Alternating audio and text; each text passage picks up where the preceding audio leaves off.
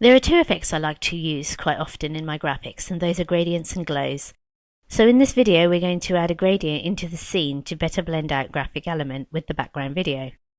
And then we're also going to add some glows onto the scene to add a little bit of softness. So to get started we need to create a new layer solid for our gradient. We're going to apply the gradient over top of everything. Make sure we have the composition panel selected, go up to the layer menu and then choose new solid.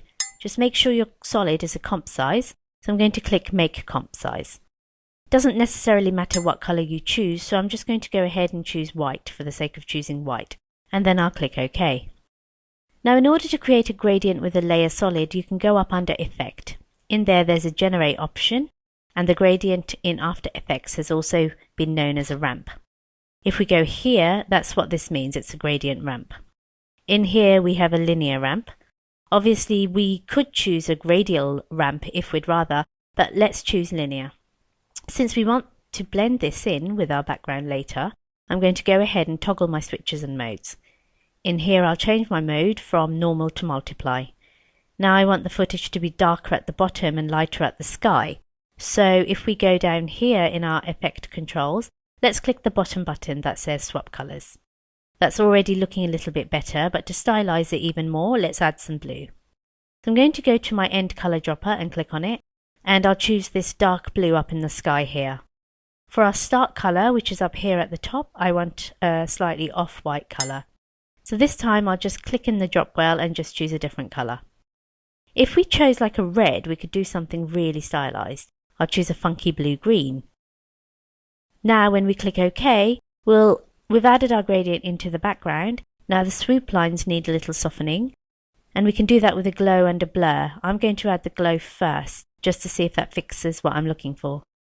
So with layer 2 selected, we can go up under Effect, Stylize and choose Glow.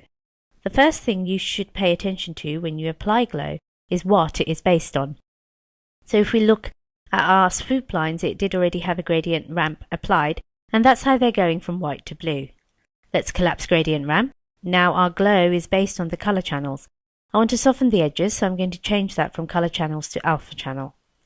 Now I've already got almost what I'm looking for. Down here I could adjust the glow radius by clicking and dragging the number up, and the glow threshold will just make an adjustment as to how hard or how soft the gradient is being created, based on the brightness of the alpha channel. Now if it was set on colors, it would be based on the brightness of the colors.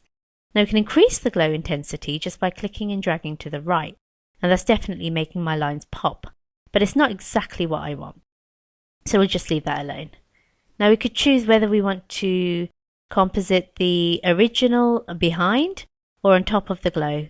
So if I say on top, notice now our colors kind of come back and our gradient has reappeared as a dominant feature of the glow lines. Let's go ahead and disable glow here and re-enable glow. And you can see it is kind of creating a soft halo.